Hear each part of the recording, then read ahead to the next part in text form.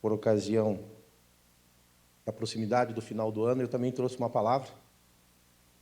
E eu dizia que a gente faz muitos planos quando nós estamos nessa virada, nessa contagem de tempo, né?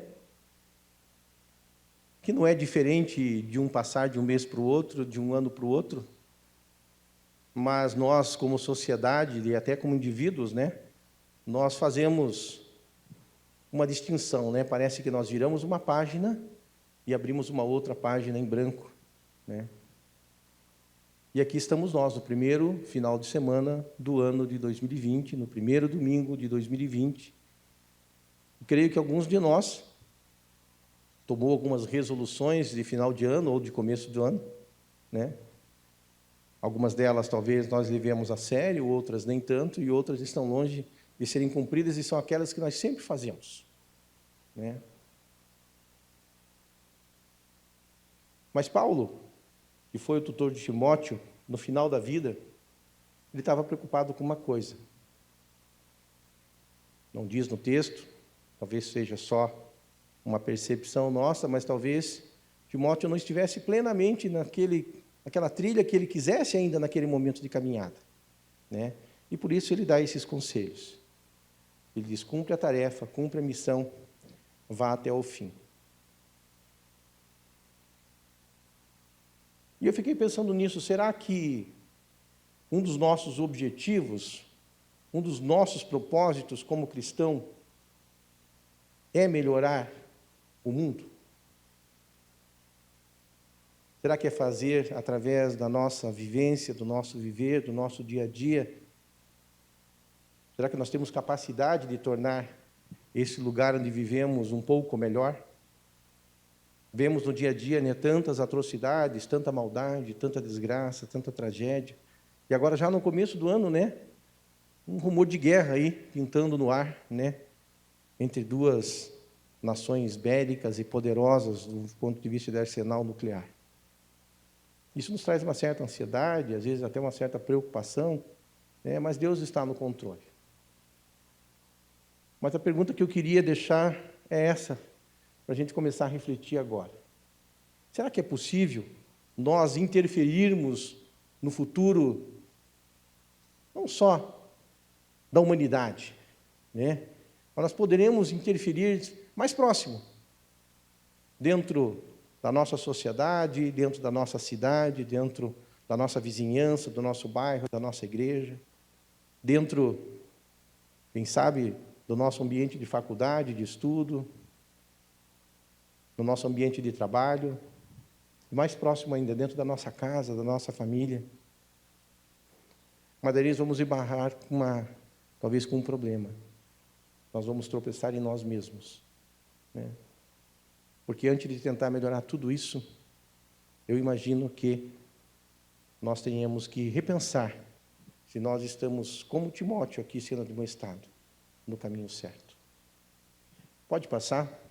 Eu deixei a seguir 4 versículos, aí você não vai precisar procurar. O primeiro dele está lá em Marcos 23, Jesus falando. Se podes, disse Jesus, tudo é possível àquele que crê. Tudo é possível àquele que crê. Então, talvez aquela pergunta retórica que eu fiz ali no começo, é possível, ela começa a ser respondida baseado na fé e na afirmação de Jesus, que tudo é possível àquele que crê.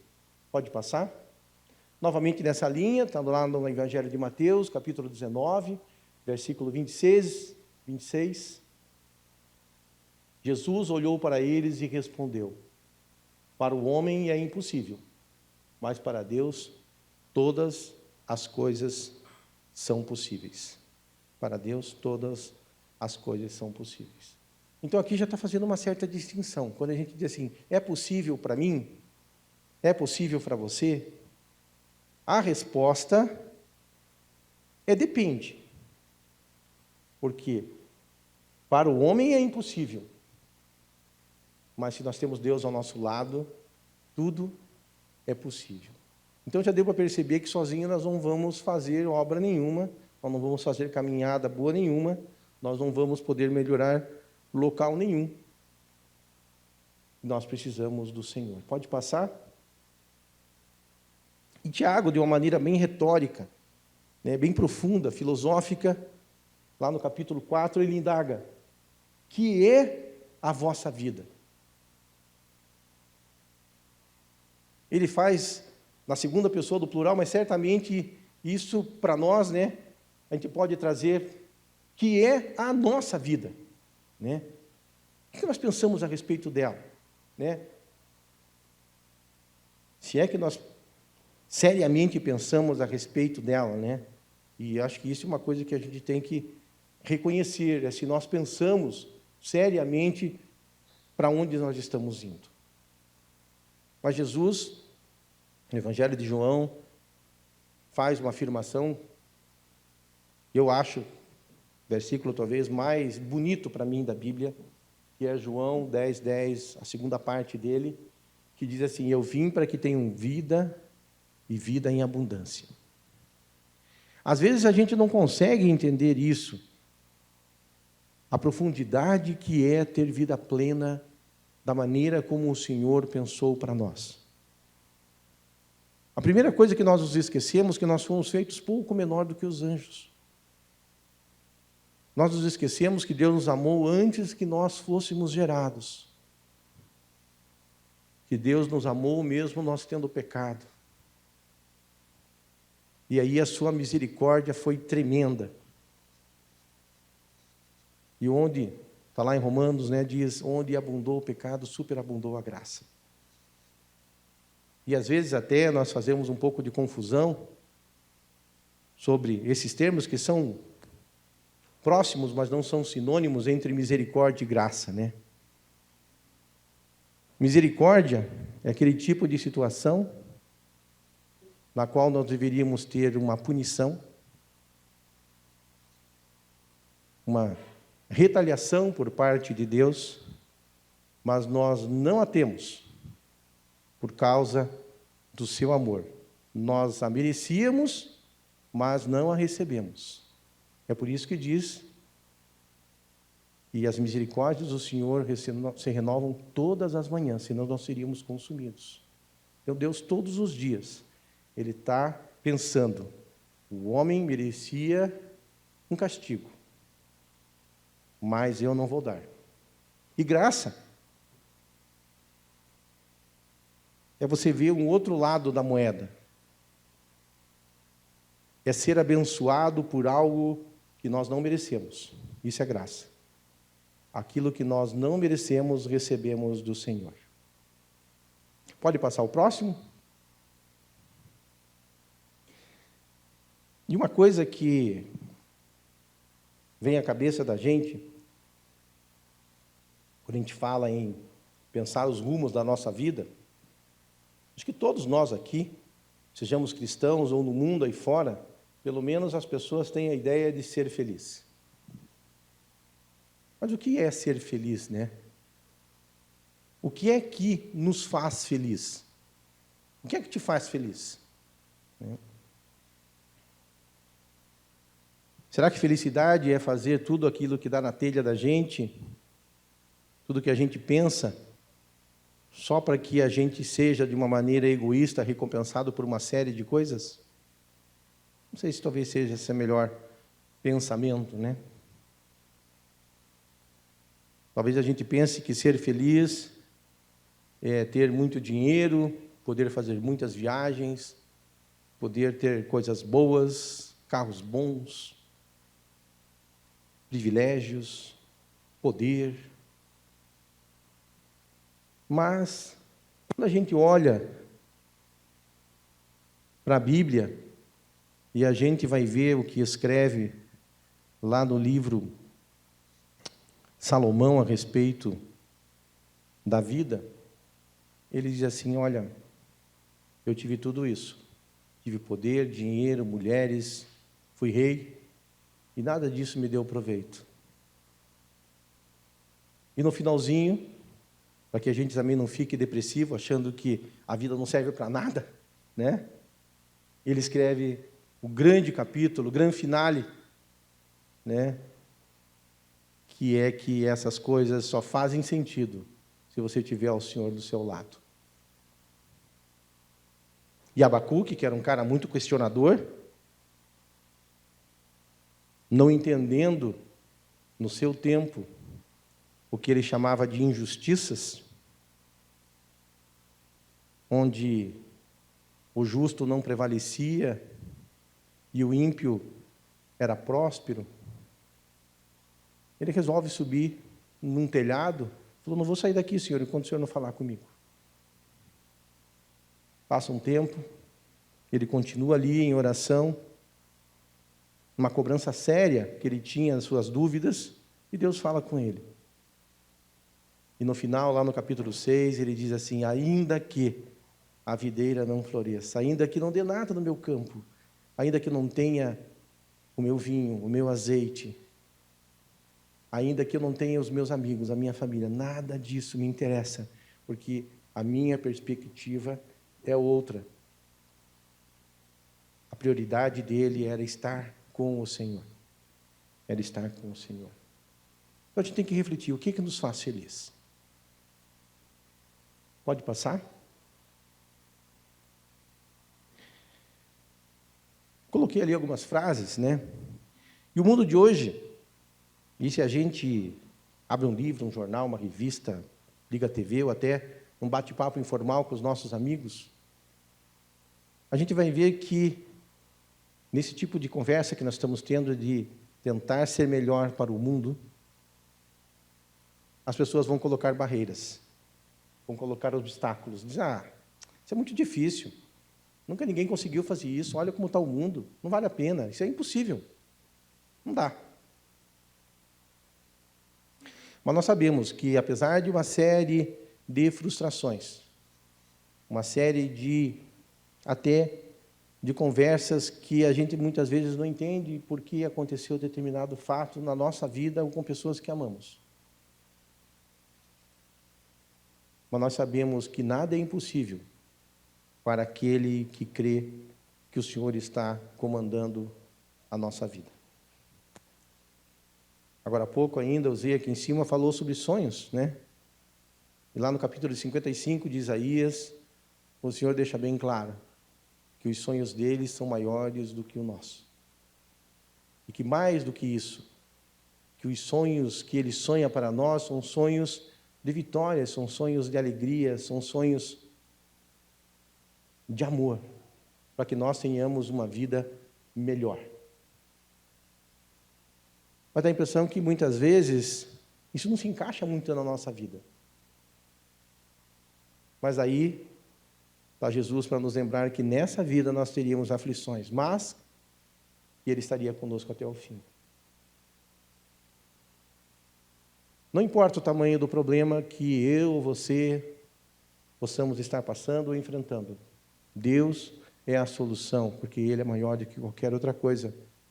E Ele deixou escrito que nada é impossível quando Ele está no comando. Isso pode ser até um chavão, né? Mas isso é bem verdade. A porta que Ele abre, ninguém é capaz de fechar. E a porta que Ele fecha, ninguém é capaz de abrir. Amém? Pode passar.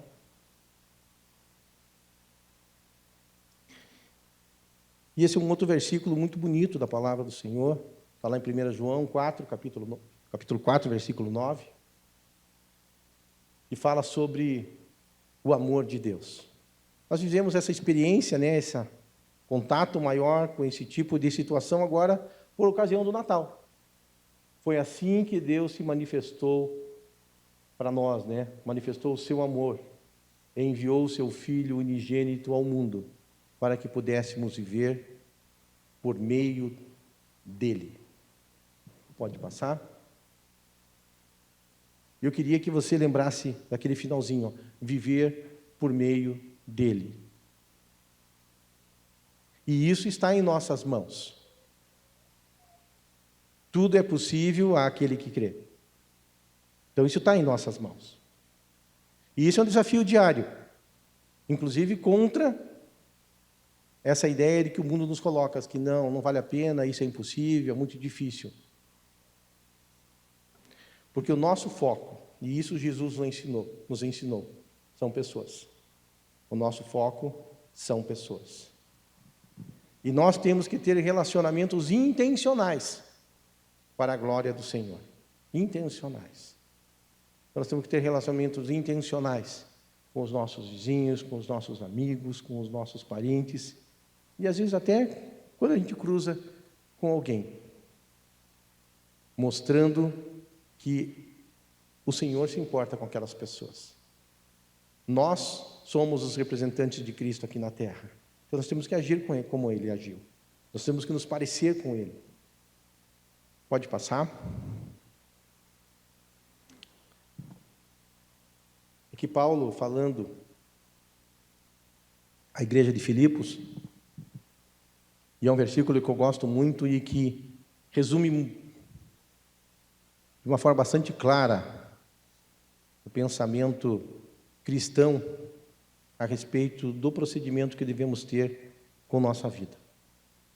Pode acompanhar lá na tela. Finalmente, irmãos, tudo que é verdadeiro, tudo que é respeitável, tudo que é justo, tudo que é puro, tudo que é amável, tudo o que é de boa fama, se alguma virtude há e se algum louvor existe, seja isso que ocupe o vosso pensamento.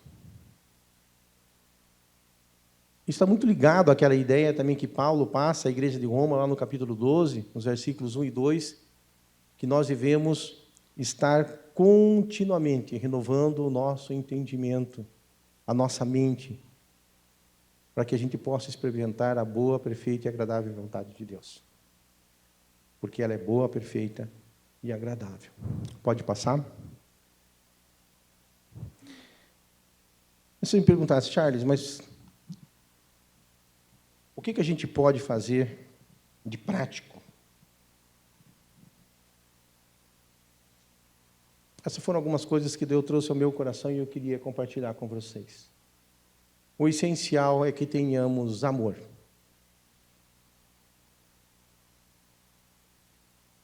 E outra coisa também que é muito importante é que a gente possa utilizar os dons que nós recebemos do Senhor. Não para benefício próprio, porque eles não servem para nós. Mas a respeito disso já está bastante claro, tem vários capítulos escritos. Os dons foram nos dados para servir ao nosso próximo, para servir a igreja, a comunidade, as pessoas ao nosso redor. Eles não foram feitos para nós, né? Os dons espirituais, eles são exercidos através de nós, E, por outro lado, nós precisamos, junto com o amor e com esses dons, termos sabedoria para administrar 3 coisas: o nosso tempo, o nosso dinheiro e aquilo que nós falamos no começo, a nossa missão, a nossa motivação. O que é que nos faz felizes? O que faz com que a gente busque as coisas? Talvez a nossa motivação esteja errada. Talvez nós tenhamos tempo, talvez a gente tenha algum dinheiro para aplicar, mas talvez a gente aplique em coisas que não tragam retorno, porque a motivação não está correta. Pode passar? Lá em 1 Coríntios 14, versículo 12, está pequenininho ali, talvez você não consiga ler do fundo, mas está escrito assim: assim acontece com vocês, visto que estão ansiosos por terem dons espirituais, procurem crescer naqueles que trazem a edificação para a igreja. Isso é um conselho bastante prático, que a gente deve procurar saber quais são os nossos dons e que eles devem ser exercidos para o crescimento da igreja. E quando a gente tem essa noção, que nós temos uma missão, para que a gente possa usar o nosso tempo e o dinheiro, motivados pelo amor e dentro dos dons que Deus nos deu, nós mudamos o nosso conceito do que é fidelidade e o que é sucesso. Eu tentei resumir ali o que é fidelidade. Fidelidade ela é alcançada quando utilizamos ao máximo os talentos que Deus nos deu. Isso é fidelidade, quando nós conseguimos extrair o máximo. Nós ganhamos 5 e entregamos outros 5. Ganhamos 3 e entregamos outros 3. E sucesso é produzir o maior número de frutos por meio desses dons, oportunidades e potencial. Se a gente for ver principalmente a noção de sucesso que isso traz, talvez para o mundo isso seja loucura, né? Sucesso para o mundo é ter posição social, é ter poder, é ter dinheiro, é ser reconhecido, é ter fama. Nós estamos muito longe disso, ou pelo menos deveríamos estar. Pode passar? E está lá na Bíblia. Nós não vamos ler todos esses versículos, mas é só para você ter uma noção, e eu não coloquei todos, existem outros ainda. Mas é para dar uma ideia de como isso está bastante claro na Bíblia. E quando as coisas se repetem de uma maneira tão incisiva, é porque ela é importante. Os nossos dons espirituais, eles são irrevogáveis. Uma vez que o Senhor nos deu, Ele não mais nos retirará. Ah, eu tenho o dom da administração aqui na igreja. O Senhor não vai retirá-lo mais. Ah, eu tenho o dom do aconselhamento, do discipulado. O Senhor não mais o retirará. O que você pode fazer é retê-lo. É como aquele sujeito que ganhou um talento, em vez de pelo menos negociar para entregar para o Senhor com juros, vai lá e enterra. E ele diz o quê? Mau servo. Mau servo. Eles são diversos, conforme a graça que o Senhor nos dá. E lá em 1 Coríntios 1,7, logo no comecinho do capítulo, diz que não nos falta nenhum dom. Por quê? Porque nós temos exatamente o número de dons que o Senhor quis. Então não nos falta nada. Então a gente não pode reclamar e dizer, mas eu não posso fazer isso porque fulano ganhou 5, o meu amigo ali ganhou 3 e eu só tenho 1. Então me faltam ou 2 ou 4. Não te falta nada, porque ele é dado na medida que cada um precisa. O Senhor conhece a cada um de nós, Ele sabe as nossas potencialidades. Mas exatamente por isso, porque eles são irrevogáveis, nós devemos conhecê-los. Nós devemos buscar conhecer os nossos dons. Algum tempo atrás, aqui na igreja, teve, durante um tempo, paralela à escola bíblica dominical, que foi conduzido, se não me engano, pelo Mizinho,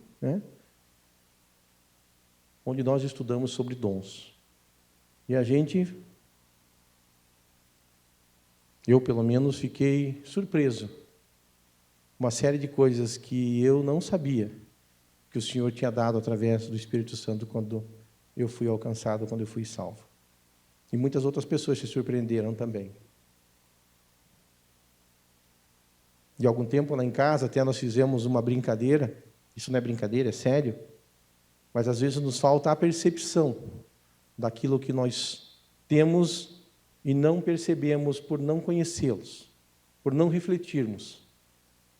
Nós pegamos os 4, eu, Sandra, Lucas e Bruna, e um escreveu a respeito dos outros 3, os dons que cada um tinha. E depois nós trocamos as informações. E mais uma vez eu fiquei surpreso de coisas que me foram reveladas pela minha própria família. E coisas que eu achava que eu tinha, e eles achavam que eu não tinha.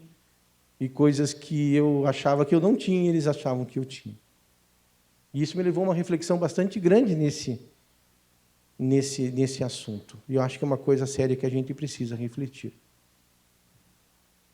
Outra coisa que nós não podemos reclamar é porque os nossos dons eles foram repartidos por Cristo. E isso é inquestionável, é soberania de Deus. 1, 3, 5, 10. E lá em 1 Timóteo, capítulo 4, um pouquinho depois do que nós lemos aqui, diz que os nossos dons não devem ser negligenciados. E nós devemos ter fidelidade na administração deles. E em 1 Coríntios, Esse é o último versículo do capítulo 12, ele vai abrir o capítulo 13, que é o capítulo do amor. E ele diz assim, está falando sobre os dons, e diz assim, Paulo: vou abrir agora um caminho ainda mais excelente. Então, mais excelente do que os dons que nós recebemos do Senhor é o amor. Pode passar? Mais um clique. Mais outro. Vai. Esse é um dos grandes capítulos da Bíblia. Porque hoje em dia, claro, não é hoje em dia, desde que Jesus Cristo veio a esse mundo, e conforme estão nos evangelhos, no tempo devido, correto, certo, tempo de Deus, ele revogou o Velho Testamento. Hoje em dia nós não precisamos mais de sacrifícios para nos aproximarmos com Deus. Não precisamos lá imolar um animal, matá-lo, espargir o sangue, porque o sangue de Jesus, o Cordeiro do Senhor, ele já foi imolado em nosso lugar.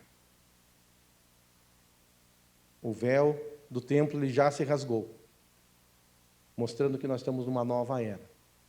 Numa era que nós não vivemos mais sobre a lei dos 10 mandamentos, mas nós vivemos sobre a lei do amor. A lei do amor. Então, mais do que simples emoção, o amor é uma marca indispensável. Indispensável. Mas, acima de tudo, ele é uma marca que ela deve ser procurada pelo cristão. E essa palavra, ela foi inclusive, digamos assim, forjada inicialmente lá em Antioquia de uma maneira até meio jocosa. Porque quando quiseram identificar aquele grupo, disseram assim, olha, é um povo que se parece com Cristo. Eles são cristãos. Graças a Deus que eles se pareciam com Cristo. Graças a Deus por isso. Eles tinham a marca do Senhor. É um princípio de ação.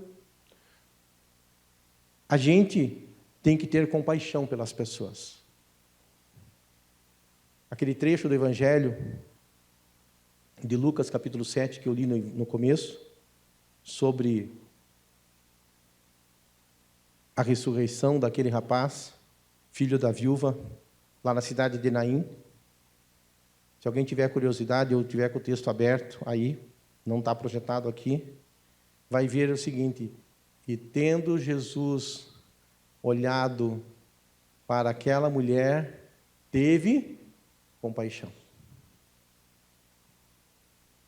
A gente tem que ter compaixão pelas pessoas, mesmo que a gente não as conheça, mesmo que a gente não tenha nenhum tipo de afeição por elas, mesmo que elas não façam parte da nossa vida.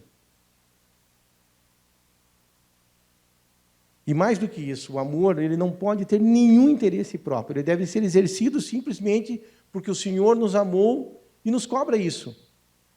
Tanto é que Jesus, falando pelo aquele jovem rico que disse que tinha cumprido todo o Velho Testamento, disse que cumpria toda a lei. Aí Jesus vai e vende tudo que tem, né? Ele diz, mas Senhor, qual é o grande mandamento? O que eu devo fazer então? Ele diz assim, simplesmente Jesus diz para ele, ama o Senhor de todo o teu coração, de todo o entendimento, de todo o teu ser, de toda a tua alma, de todo o teu entendimento, e ao próximo como a ti mesmo.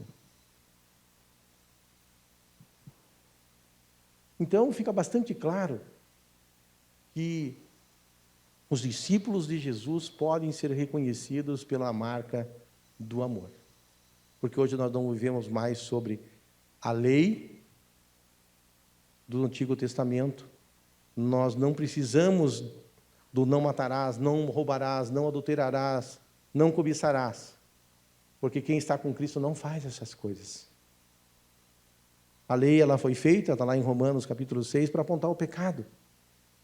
Mas o próprio Paulo diz, mas que diremos, pois continuaremos ainda no pecado? Ele diz, de forma nenhuma. De forma nenhuma. Conhecemos a Cristo, não precisamos mais. Nós temos que ter novidade de vida. As coisas velhas já passaram, tudo se fez novo.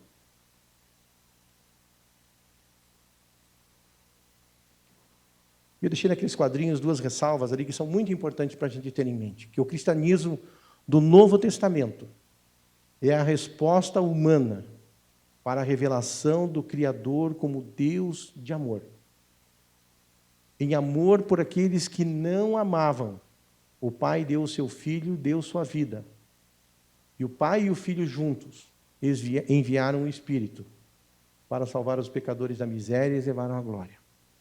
Isso é misericórdia. Isso é graça. E crer e desfrutar dessa tremenda realidade do amor divino sustenta o amor por Deus e pelo próximo, que os dois grandes mandamentos exigem. Que está lá, amar a Deus e amar o próximo. O nosso amor expressa a nossa gratidão pelo amor gracioso de Deus para conosco. E devemos imitá-lo, tê-lo como modelo. Tê-lo como modelo. Pode passar. Mais 2 cliques, por favor. Mais um. Se nós não vivemos sobre a lei mais dos 10 mandamentos, nós vivemos sobre a lei do amor, que é o que eu chamei de a lei de Cristo. O cristão está livre da lei como sistema de salvação. Está lá em Romanos 6,14. Mas está debaixo da lei de Cristo, como uma regra de vida. Porque nós temos que viver o amor todos os dias da nossa vida. Todos os dias. E lá em Gálatas, no finalzinho, capítulo 5, versículo 22 em diante, tem lá os 9 atributos do Espírito Santo. São os atributos de Deus. Amor, paz, longanimidade, bondade, domínio próprio, alegria. E o que diz no finalzinho? Contra essas coisas não há lei. Não precisa. São atributos de Deus. São atributos de Deus. Então, quando nós estamos guiados pelo Espírito Santo de Deus, e nós vivemos o amor da maneira como o Senhor pensou, quando veio nos salvar, nós não poderíamos pecar. Então, contra essas coisas, não há lei. Então, nunca é exagerado demais nós sermos alegres. Nunca é exagerado demais nós sermos longânimos. Nunca é exagerado demais nós termos muita paciência. Nunca é demasiado demais nós temos muito domínio próprio. E por aí vai. Nunca é demais. Porque essas coisas fazem parte do caráter de Deus. Pode passar?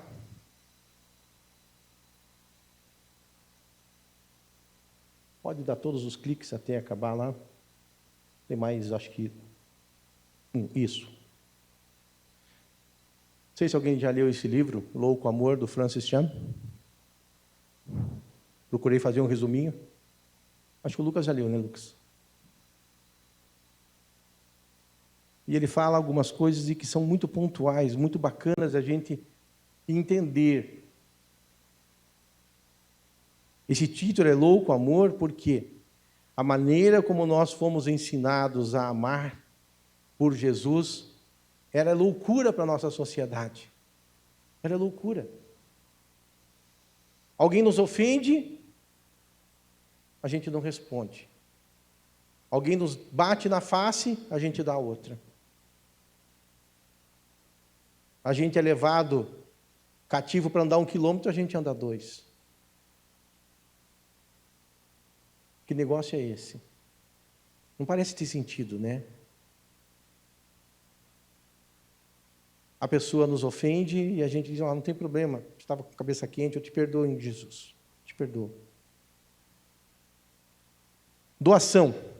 À medida que amamos com mais sinceridade e profundidade, doar se torna uma reação óbvia e natural. Então, à medida que nós vivemos o amor de uma maneira cada vez mais sincera, que isso se torna rotina na nossa vida, as coisas saem de uma maneira óbvia e natural. Há muito mais felicidade em dar do que receber. Infelizmente, por causa do adiantado da hora, a gente não vai poder ler todos esses versículos, mas quem quiser, eu vou deixar disponível lá depois, pode fazer o download se quiser. A respeito dos dízimos e ofertas, Deus nos propõe que ele seja provado. Tem aquele texto maravilhoso de Malaquias, né? Tipo assim, eu sou o Senhor do ouro. Eu sou o Senhor de todos os tesouros e riqueza da terra. Traga a minha casa. E ele não pede muito, é 10% do que ele deu para a gente, é apenas uma devolução, né? E farei prova se eu não vou te abençoar grandemente. A respeito do amor, nosso amor é demonstrado por nossa maneira de viver. E agora há pouco a gente conversou, né? Quando a gente ama, a gente não peca. Porque nunca é demais expressar as características do Senhor, viver o fruto do Espírito. Relacionamento com Deus é uma coisa muito séria, porque é uma questão de eternidade, o nosso relacionamento com Deus. E essa deve ser a nossa preocupação maior. Nossa preocupação maior. Muitas vezes nós estamos preocupados com aquelas coisas comezinhas do dia a dia, né? O que eu vou vestir, o que eu vou comer, onde eu vou passar minhas férias. Mas eu sempre relembro aquela frase do Alejandro Bulhon: daqui a 100 anos não vai fazer diferença nenhuma o tipo de roupa que a gente usava, se era de marca ou comprada em liquidação, se a gente usava um tênis de marca ou não, se a gente tirava férias na casa de um amigo emprestado na praia ou ia para Miami. O que importa daqui a 100 anos, gente, para todos nós, se nós teríamos a marca de Cristo ou não. Nada mais importa. Nada mais importa. A gente tem que focar no que é interessante, no que é importante. Isso é uma questão de eternidade, essa preocupação nossa em nos relacionarmos de uma maneira correta com Deus. E como comentei agora há pouco, né? Gastar o nosso tempo, aplicar o nosso dinheiro e investir a nossa energia, cumprir a nossa missão com sabedoria. Com sabedoria. Nós temos que procurar pedir para o Senhor, todos os dias, como aplicar nosso dinheiro, aonde investi-lo, aonde colocar o nosso tempo e pensar a respeito da nossa missão. Soberania. Deus pode ter o que Ele quiser de você ou de mim, porque Ele é soberano. Então, na verdade, a gente não pode esconder nada de Deus, e a gente sabe disso, mas às vezes a gente retém algumas coisas, principalmente aquelas quinquilharias dentro do nosso coração lá, que a gente diz: ah, Senhor, vem habitar no meu coração, mas tem algumas coisas que a gente deixa aquele cantinho lá, né? Chaveadinho, né? O resto da casa está até limpo, bonito. Mas nós temos o nosso porão, o nosso sótão, muitas vezes. A gente tem que entregar tudo. E lembrando mais uma vez que nada é impossível ao Senhor e que Jesus é o nosso dono. Ele nos comprou por um preço altíssimo, por um preço altíssimo. Pode passar? Então, como é que nós vamos tentar melhorar o mundo? Antes de chegar no mundo, eu fiz uma regressiva ali. Ó. Primeiro, a gente tem que arrumar a casa. O eu. A minha casa. Para que depois a gente possa tentar, de alguma maneira, arrumando a mim, tentar consertar um pouco a questão da família. Uma vez a família melhorada, melhorar a vizinhança. Melhorar o nosso ambiente de trabalho, de estudo. E certamente, se todos nós avançarmos um pouco nessas melhorias espirituais, em revermos os nossos propósitos de vida, nós certamente teremos uma igreja melhor, uma igreja mais relevante, uma igreja mais saudável. E certamente nós poderemos ter impacto aí fora e sermos também um pouco mais relevante, não só aqui no bairro, mas aonde a gente puder alcançar. Mas não esquecendo daquela palavrinha. Se a gente não tiver compaixão, a gente não consegue fazer essas coisas. E eu fui no dicionário. Pode passar? A gente fala de compaixão. Essa é uma frase que eu depois de ler algumas coisas, acabei criando, mas eu já vou chegar no dicionário, que é a compaixão e a prática do amor. Uma coisa que eu imaginei assim, que realmente, se não tiver compaixão, a gente não está praticando amor.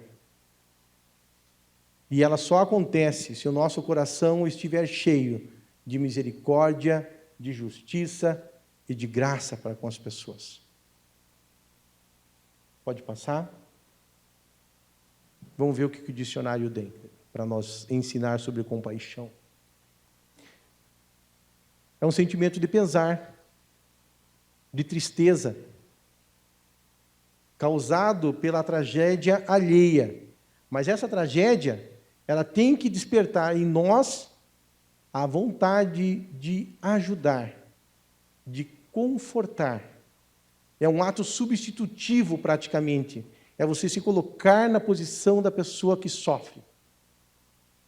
É um sentimento de piedade com o sofrimento alheio, de comiseração. E Jesus, a gente não vai poder ler, mas quem quiser, tem outros exemplos lá, ali em Lucas 7 que nós lemos, está lá em Mateus 9 também, 14 e 20, exemplos que ele teve compaixão. Ele teve compaixão, por exemplo, quando o cego procura, ele diz, Senhor, eu quero ver. Ele tem compaixão. Quando aquele povo está há 3, 4 dias com eles lá no Sermão do Monte, e ele vai despedi-los, e ele olha para aquela multidão faminta, e diz, estou com muita compaixão desse povo. E ele faz aquele milagre por 2 vezes, dos pães e peixes. Por aí vai. Pode passar?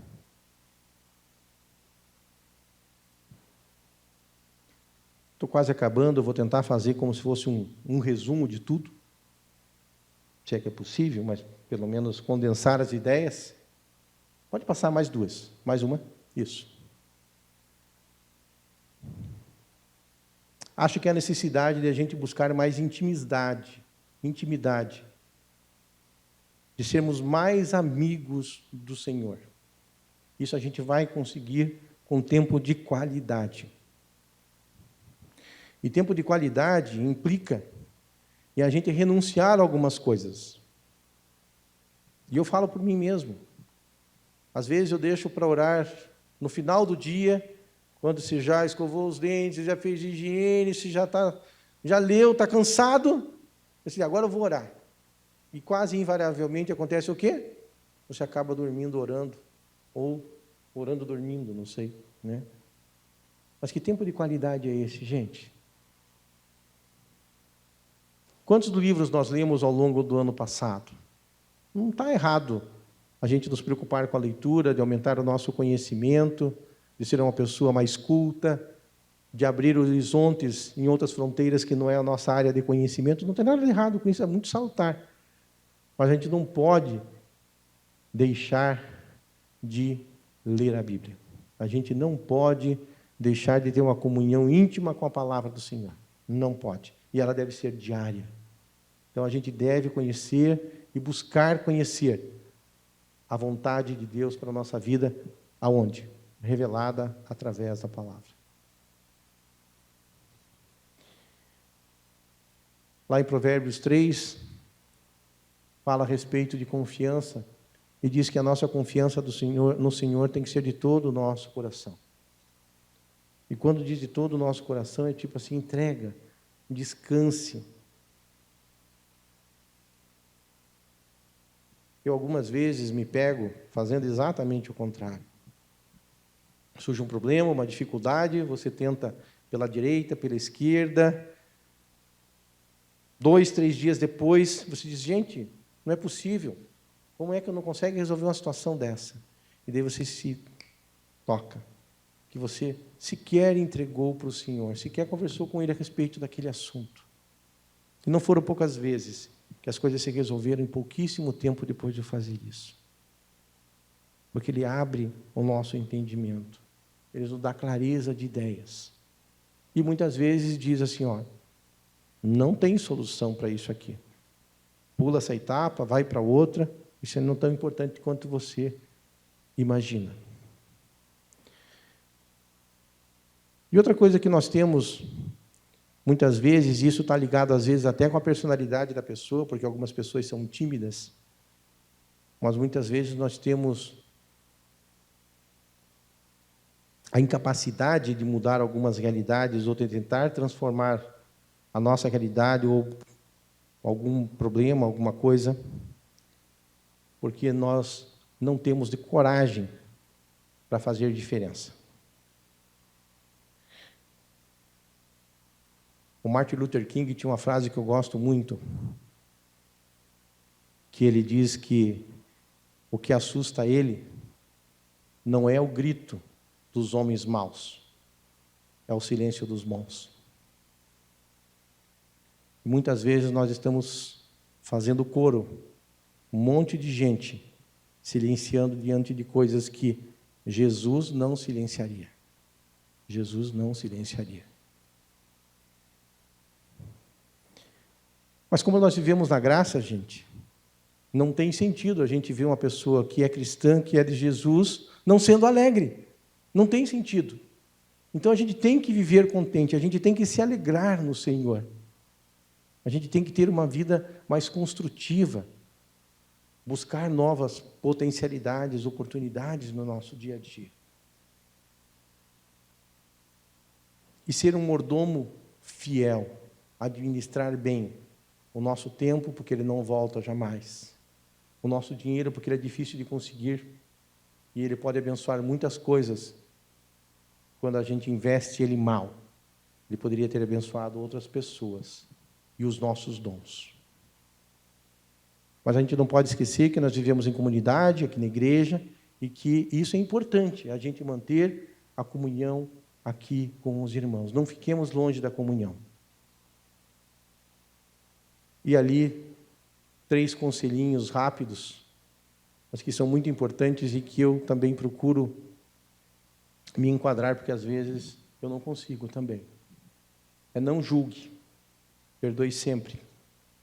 Não seja rigoroso demais. Ame sem medida. Ame sem medida. Pode passar?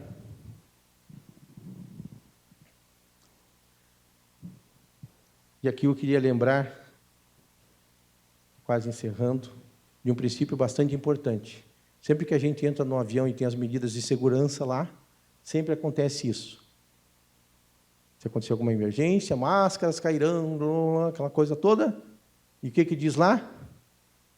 Ponha primeiro em si, para depois colocar no outro. Cuida do outro, quem cuida de si primeiro. E aqui é importante, se a gente quiser melhorar o mundo, se a gente quiser melhorar a nossa família, a nossa vizinhança, a nossa igreja, a gente precisa melhorar primeiro. Começa em mim e em você. Pode passar? Acho que esse é o último diapositivo. Eu queria encerrar pensando sobre as nossas responsabilidades. O que Deus quer de mim. Ou melhor, o que Deus espera de mim, o que Deus espera de nós. E isso eu estou falando agora aqui para a igreja. Seja membro da família. E se você não percebeu, isso é comunhão. Seja modelo de caráter. Seja ministro de sua graça. Seja mensageiro do seu amor. Seja proclamador do seu nome e poder. E ali do lado das flechinhas estão os 5 grandes objetivos da igreja, que é comunhão, discipulado, serviço, evangelismo e adoração. E a adoração, ela nos ajuda a nos concentrar em Deus. Nós estamos fazendo agora. A comunhão, a enfrentar problemas no dia a dia. E hoje em dia nós temos uma ferramenta muito importante que são as redes sociais. Muitas vezes a gente passa tanta bobagem para frente, mas a gente não dá um oi para um amigo que está precisando. Não passa uma mensagem de carinho, não dá um telefonema. O discipulado ele fortalece a fé, não só de quem está sendo discipulado, mas do discipulador também. E o ministério nos ajuda a descobrir talentos que nós nem sabíamos que nós tínhamos. E o nosso irmão também, às vezes, não sabe. E o evangelismo, por fim, ele ajuda a cumprir a nossa missão, que é lá de Mateus 28, que é o ID. Eu acho que é o último, né?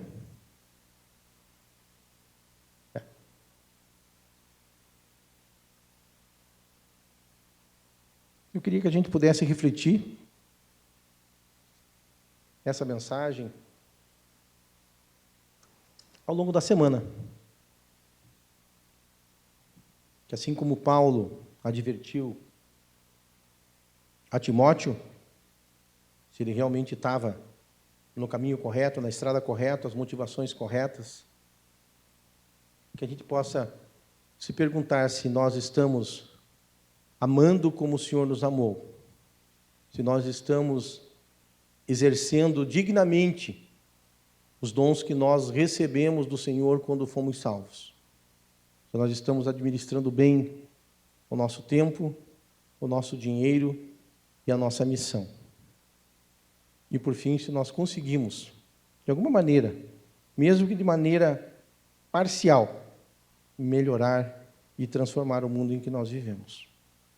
Que essa possa ser uma preocupação nossa, porque o dia que nós deixarmos essa terra, nós receberemos.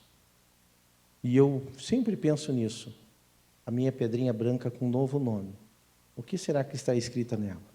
Estará escrito nela. E essa tem a ver, certamente, com aquilo que eu fui, com aquilo que eu acreditei, com aquilo que eu preguei, com as coisas que eu deixei. O meu legado. Qual será o meu legado? Qual será o teu legado? A gente sabe que isso é questão teológica, mas se você acreditar que a salvação não se perde, mas eu tenho um recado muito ruim para você. Você pode ter uma vida muito ruim se você for salvo e se você não for buscar a santificação. A santificação, ela não nos salva. Mas se nós não tivermos uma vida santificada, buscarmos o fruto do Espírito, nós teremos uma vida muito aquém daquela vida plena que o Senhor passou para a gente, que está lá em João 10:10. Vida plena, vida total.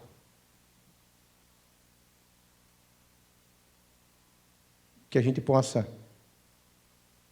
querer, e isso está em nossas mãos, melhorar. Que a gente possa ser mais amigo do Senhor, mais próximo dEle, nesse ano de 2020, para que Ele possa crescer e nós diminuirmos. Que nós possamos entregar mais em suas mãos as nossas preocupações do dia a dia. E que as nossas preocupações sejam outras. Nosso relacionamento íntimo com Ele, pensando no porvir. Essa questão séria, que é um dia estarmos com o Senhor para sempre. Que Deus possa trabalhar essas coisas no nosso coração.